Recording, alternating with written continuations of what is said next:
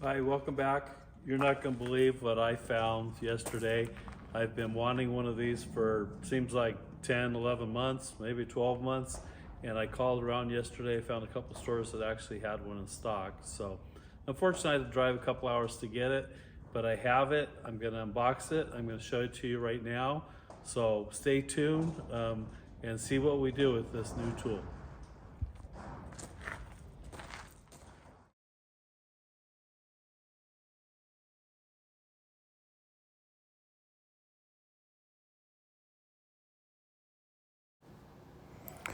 This is very nicely packaged.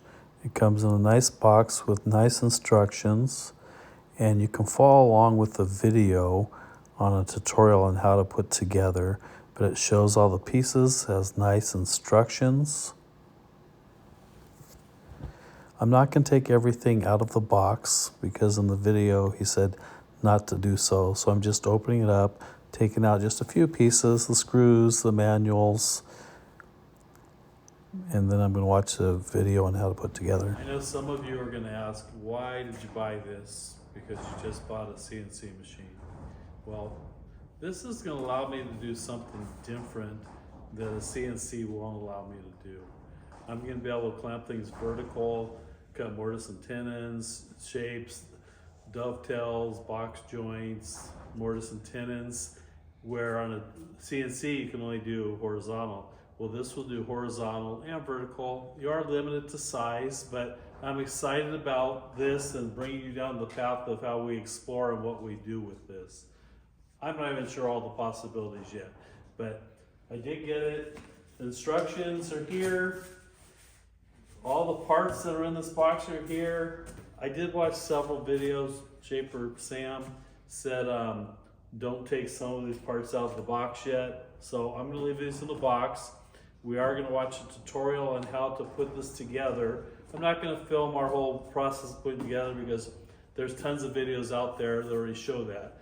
But we will show pictures of little steps of doing things, the progress being made. But for right now, I don't even know how big of a footprint it takes, where I'm gonna set it.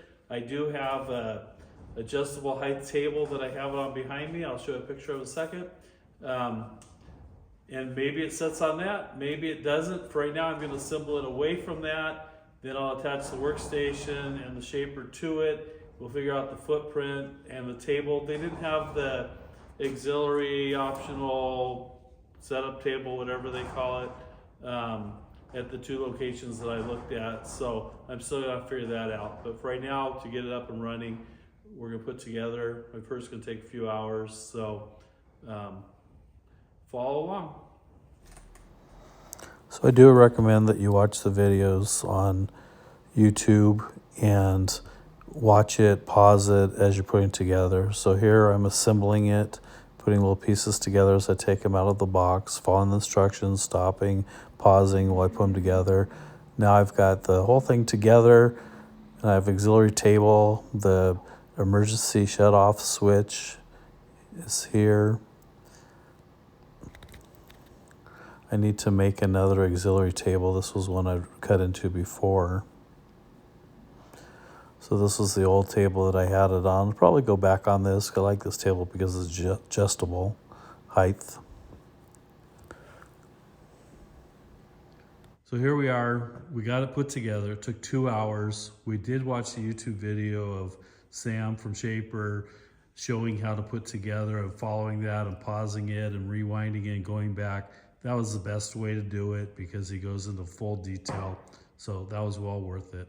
We're gonna try to cut out a shape of a heart. The wood's about 7/8 of an inch thick. It says it's gonna do it in 5 passes. This is our first cut, day 1. Let's see what we're up against. Hopefully this works. So let's watch it. Okay, the first attempt was not successful. I don't know if the tape didn't hold it down well enough, but you can see that it started to move. We told it that the material was 20.66 millimeters. So I had it cut 20.77, but so it should have just gone down just a tiny bit through it. But on the thing, it kept saying pass 1 of 1 when it says doing 5 passes.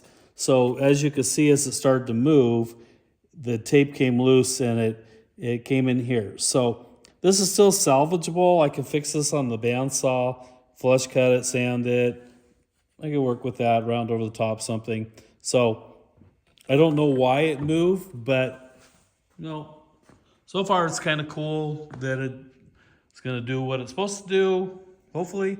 So we'll have to do another trial and see why it did that, which doesn't make sense, that we told the depth, and I'm not sure why it said it's still cutting on one passes every time when it said it was doing 5 passes. So we still got a little bit to figure out. So we'll put another piece on there and try it again, see what happens.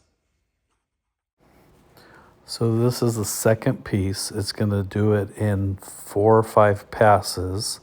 It's gradually going around, and sorry for standing in the way, but I'm looking to see if it cut through it. First I didn't think it did, but then after I started to peel it off, it actually did cut through it.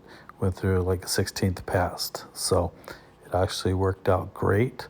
I didn't stop and show the pictures long enough for you to see the shape of the heart, but it's for something that we're making. It's going to be the base of something. So hopefully you'll see that here in a second. Maybe not, but it did work. The learning curve was very short. It is a lot faster than the CNC. So it's something I'm happy that I've bought and we're working with.